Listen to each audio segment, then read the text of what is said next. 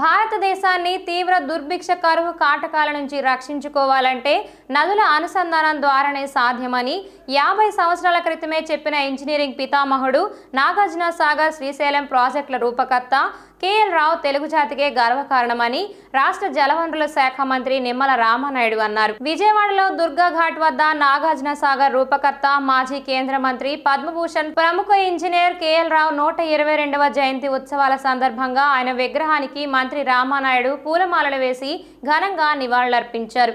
ఆయనతో పాటు Vijayawada central MLA Bonda Uma, జలవనరుల శాఖ సలహాదారు ఎం వెంకటేశ్వరరావు, జలవనరుల శాఖ ENC K Srinivas, minor chief engineer Sairam Prasad, CEC Kumar, Vijayawada corporator U Venkateswararao, A Gopalakrishna తదితరులు విగ్రహానికి పూలమాలలు వేసి నివాళులర్పించారు.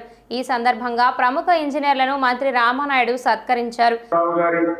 మరి జయంత్యోత్సవాలు ఘనంగా నిర్వహించాలి అని చంద్రబాబు నాయుడు గారు నిర్ణయం తీసుకోవడానికి కారణం మీ అందరికీ తెలుసు. ఏదైతే మనవాడు మన తెలుగు బిడ్డ ఆ రోజు ఒక్కటి ఆలోచన చేశాడు. ఏదైతే తీవ్రమైనటువంటి దుర్భిక్షమైనటువంటి కరువు కాటకాలు ఉన్నటువంటి భారతదేశాన్ని రక్షించగలగాలని అంటే అది ఒక్క నదుల అనుసంధానంతో సాధ్యమవుతుంది అనేటువంటి ఆలోచనతో, అంటే ఏదైతే గంగా, యమున, మహానది, గోదావరి, కృష్ణ, కావేరి అంటే ఇట్లా నదుల అనుసంధానం ఒక గార్లెండింగ్ ఆఫ్ రివర్ ద్వారానే భారతదేశాన్ని దుర్భిక్షమైనటువంటి పరిస్థితుల నుంచి బయటపడగలవేమో అనేటువంటి ఆలోచనతో ఆ రోజు ఏదైతే నదుల అనుసంధానానికి శ్రీకారం చుట్టినటువంటి రూపకల్పన 50 సంవత్సరాల క్రితమే తెలియజెప్పినటువంటి వ్యక్తి మన తెలుగు బిడ్డ, మనవాడు, మన కేఎల్ రావు గారు. ఆ కేఎల్ రావు గారు చెప్పినటువంటి ఆ నదుల అనుసంధానాన్ని మరి అనుసరించి ఈ దేశంలో శ్రీకారం చుట్టింది. మళ్ళీ చంద్రబాబు నాయుడు గారి విషయాన్ని కూడా మనందరికీ తెలుసు. ఆ రోజు చంద్రబాబు నాయుడు గారు 14లో అధికారంలోకి వచ్చి మరి 19 వరకు 5 సంవత్సరాల్లో ప్రతి సోమవారం కూడా పోలవరం పేజీగా మార్చుకొని 72% పోలవరం ప్రాజెక్టుల పనులు పూర్తి చేశారని అంటే నదుల అనుసంధానం మీద చంద్రబాబు నాయుడు గారు ఉన్నటువంటి నిబద్ధతకు అదొక నిదర్శనం అనే విషయాన్ని కూడా ఈ సందర్భంగా తెలియజేసుకుంటూ, ఆ రకంగా మరి 19 వరకు అట్లా పరిగెట్టిస్తూ పనిచేసినటువంటి పోలవరం ప్రాజెక్టు అదే స్పీడ్ కనుక కంటిన్యూ అయ్యి ఉంటాయి, మళ్ళీ ప్రభుత్వం కంటిన్యూ అయ్యి ఉంటాయి, 2020 కల్లా పూర్తవ్వాల్సినటువంటి పోలవరం ప్రాజెక్టు దురదృష్టం కొద్ది ప్రభుత్వం మారడంతో మళ్ళీ ఒక నియంతృత్వ నిరంకుశత్వ మరి ఒక విధ్వంస పాలనతో కూడినటువంటి ప్రభుత్వం రావడంతో మళ్ళీ వాళ్ళ విధ్వంసానికి పోలవరం ఎట్లా బలైపోయింది అనే విషయం కూడా మనందరం కూడా గత నుంచి కూడా మనం చూస్తూ ఉన్నాం.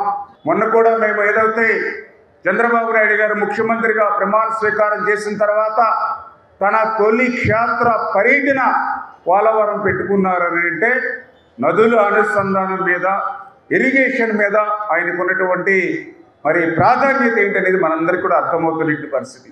2014లో రాష్ట్ర విభజన వల్ల జరిగినటువంటి నష్టం కంటే గత 5 సంవత్సరాల జగన్ పాలన వల్లే ఆంధ్రప్రదేశ్ రాష్ట్రానికి ఎక్కువ నష్టం జరిగింది. అని చేత ఏదైతే ఇక్కడ చంద్రబాబు నాయుడు గారు, పవన్ కళ్యాణ్ గారు వీరిద్దరికీ మరి అండగా నరేంద్ర మోడీ గారి యొక్క సహకారంతో రాబోయేటువంటి రోజుల్లో ఈ సవాళ్ళనన్నింటినీ కూడా ఒక్కొక్కటి ఎదుర్కొని మళ్ళీ ఏదైతే కేఎల్ రావు గారు కలలు కన్నటువంటి ఆ యొక్క నదుల అనుసంధానాన్ని మరి ఏదైతే గోదావరి నీటిని ఏదైతే కృష్ణా నదికి తీసుకొచ్చి ఈ యొక్క కృష్ణా డెల్టా స్థిరీకరణతో పాటుగా ఏదైతే ఎక్కడ బ్యాక్ వాటర్ శ్రీశైలం నుంచి అటు రాయలసీమకు తీసుకెళ్ళి, అదేవిధంగా ఏదైతే అటు లెఫ్ట్ కెనాల్ నుంచి ఉత్తరాంధ్ర సుజల స్రవంతికి తీసుకెళ్ళి అంటే అట్లా గోదావరి జలాలు ఆంధ్రప్రదేశ్ రాష్ట్రం అంతా కూడా ప్రవహించేటువంటి విధంగా భవిష్యత్తులో ఆ కేఎల్ రావు గారి యొక్క ఆలోచనలకు అనుగుణంగా మరి చంద్రబాబు నాయుడు గారి సారథ్యంలో మేమందరం కూడా పనిచేస్తాం. ప్రజల సమస్యలను శ్రద్ధతో సకాలంలో సానుకూలంగా పరిష్కరించాలని జిల్లా కలెక్టర్ చదలవాడ నాగరాణి జిల్లా అధికారులను ఆదేశించారు.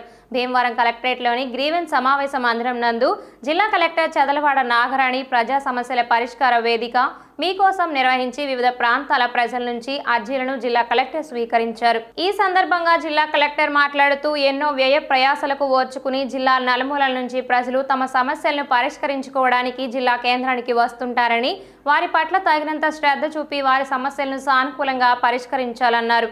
వచ్చిన వినతులను క్షేత్రస్థాయిలో క్షుణ్ణంగా పరిశీలించి పారదర్శకంగా విచారణ జరిపి అర్జీదారులు సంతృప్తి చెందేలా నిర్ణీత గడువులోపు తప్పనిసరిగా నాణ్యమైన పరిష్కారాన్ని చూపాలని సంబంధిత అధికారులను ఆదేశించారు. జిల్లా joint collector CV Praveenaditya, DRO J Uday Bhaskar Rao, KRRC special deputy collector B Sivanarayana Reddy, గ్రామ వార్డు సచివాలయ అధికారి కేసీహెచ్ అప్పారావు తదితరులు పాల్గొన్నారు.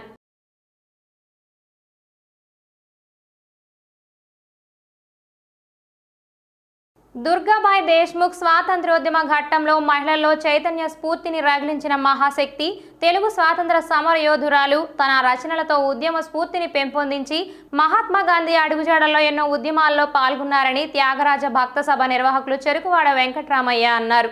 స్వాతంత్ర సమరయోధురాలు, సామాజిక కార్యకర్త, సంఘ సంస్కర్త, రచయిత్రి దుర్గాబాయి దేశ్ముఖ్ జయంతి సందర్భంగా విజ్ఞాన వేదిక సేవా సంస్థ ఆధ్వర్యంలో పేద మహిళలకు వస్త్రదానం, నివాళులర్పించే కార్యక్రమం భీమవరం 18వ వార్డ్ ప్రాంగణంలో నిర్వహించారు. ముందుగా దుర్గాబాయి దేశ్ముఖ్ చిత్రపటానికి పూలమాలలు వేసి త్యాగరాజ భక్త సభ నిర్వాహకులు చెరుకువాడ వెంకట్రామయ్య మాట్లాడుతూ మొట్టమొదటిగా మహిళల సంఘాన్ని ఏర్పాటు చేసిన ఘనత దుర్గాబాయి దేశ్ముఖ్కే చెందుతుందన్నారు. నిర్వాహకులు అల్లు శ్రీనివాస్, అరసవల్లి సుబ్రహ్మణ్యంలు మాట్లాడుతూ స్వాతంత్రోద్యమంలో ఎంతో మంది ఉద్యమ బాటలో పయనించారని, ఆంధ్ర మహిళా సభను ప్రారంభించి మహిళల్లో చైతన్య స్ఫూర్తిని రగిలించిన దుర్గాబాయి దేశ్ముఖ్ను నేటి మహిళలు ఆదర్శంగా తీసుకోవాలని Vasavi Jagruthi international Bhimavaram VGF Bhimavaram club అధ్యక్షులు పరిపాటి శ్రీను సహకారంతో పేద మహిళలకు చీరలు, పండ్లు పంపిణీ చేశామని తెలిపారు. ఈ కార్యక్రమంలో club zone chairman Uppala Narasimhamurthy తదితరులు పాల్గొన్నారు. మహాత్మా గాంధీ గారికి చాలా ఇష్టమైన వ్యక్తి, అలాగే నెహ్రూ గారు కూడా చాలా కావాల్సిన మనిషి. ఆవిడ కాకినాడ, రాజమండ్రిలో ఉద్యమాలు చేసినటువంటిది. ఉప్పు సత్యాగ్రహంలో 1930లో మద్రాసులో ఉప్పు సత్యాగ్రహం చేసింది ప్రకాశంగ పంతులు గారితో. అలాగే స్వాతంత్రోద్యమంలో జీవితాన్ని ధారపోసింది. తర్వాత ఆవిడ ప్లానింగ్ కమిషన్ మెంబర్ అయింది జవహర్లాల్ నెహ్రూ ప్రధానమంత్రిగా ఉన్న రోజుల్లో. అందుకే ఆడవాళ్ళకి, స్త్రీలకి జీవనం ఎలా గడపాలో అనేదానికి అనేక పథకాలు పెట్టింది. కుటుంబ మిషన్లు ఏమిటి, విద్య ఏమిటి, వైద్యం ఏమిటి, ఎన్నో రకాలు పెట్టింది. చెన్నపట్నంలో ఏకంగా మహిళా సభ పెట్టింది, ఆదర్శ మహిళా సభ పెట్టింది. విశాఖపట్నంలో కూడా దుర్గాబాయి ఆదర్శ మహిళా సభని ఒక సంస్థ పెట్టి ఇక్కడ కూడా స్త్రీలో చైతన్యం కలిగించిన సంస్థ ఈ ఊళ్ళో ఉంది. ఆవిడ పేరు దుర్గాబాయి ఆదర్శ మహిళా పేరు ఒక భవనం కూడా ఉంది ఇక్కడ. మరి ఒక చారిత్రాత్మక సంఘటన జరిగింది. 50 ఏళ్ల క్రితం ఇక్కడ పశ్చిమ గోదావరి జిల్లా ఈ సోషల్ వెల్ఫేర్ బోర్డు సెమినార్ కూడా సెమినార్ ఇక్కడ జరిగింది. మరి ఒక చారిత్రాత్మక దుర్గాబాయి దేశ్ముఖ్ జయంతి సందర్భంగా ఇవాళ కలుసుకుని మన మిత్రుడు ఇక్కడ స్త్రీలకి చీరలు కూడా పంచిపెట్టారు. ఆవిడని జ్ఞాపకం చేసుకోవటం, స్వాతంత్ర ఉద్యమాన్ని జ్ఞాపకం చేసుకోవటం అవుతుంది. గొప్ప స్త్రీ ఆవిడ, ఎంతోమందికి మార్గదర్శనం వహించింది. ఆనాడు గాంధీ గారు పాదయాత్ర చేసిన, ఉప్పు సత్యాగ్రహం చేసిన, క్విట్ ఇండియా ఉద్యమం చేసిన ప్రతి దాంట్లోనూ తన పాత్ర ఉండేలా చేసినటువంటి గొప్ప మహిళా ఉద్యమ నేత దుర్గాబాయి దేశ్ముఖ్. గాంధీ గారి అడుగుజాడల్లో నడిచినటువంటి వ్యక్తి. ముఖ్యంగా స్త్రీ జాతికి చైతన్యం తీసుకురావడంలో ఒక మహిళలకు ఒక ప్రత్యేకత స్థానాన్ని ఏర్పాటు చేసినటువంటి వ్యక్తి దుర్గాబాయి దేశ్ముఖ్. ఆవిడ మహిళా సంఘాలుగా ఏర్పాటు చేసి స్త్రీ ఎలాగా జీవించాలనే విధానంపై మరి ఈనాటికి కూడా ఆవిడ స్ఫూర్తిని తీసుకునే ఈ మహిళా సంఘాలన్నీ కూడా నడుస్తున్నాయి.